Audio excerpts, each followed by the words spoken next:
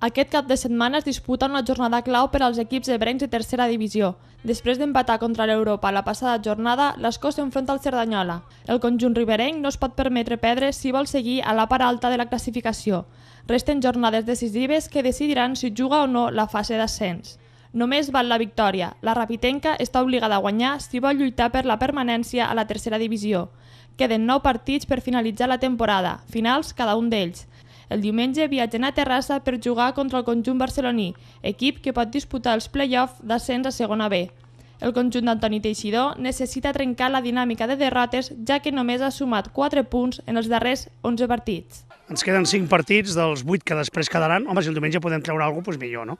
Però si per qualsevol motiu no fos així, doncs, la veritat és que d'alguna manera ens quedarien 5 partits, 4 a casa i un fora al Camp del Gavà, amb equips que estan com nosaltres per intentar conquerir la salvació. La veritat que cada vegada està més difícil, molts de problemes ja des de fa molt temps, però bueno, animats i lògicament fins al final lluitarem, sí. I sobretot, doncs, bueno, jo firmaria ara tinc de guanyar l'últim partit de Lliga i tinc de possibilitats de no baixar de categoria. Un final de temporada que es presenta intens per als dos equips ebrencs amb l'Escó lluitant pels play-offs i la Rapitenca per sortir de les posicions de descens.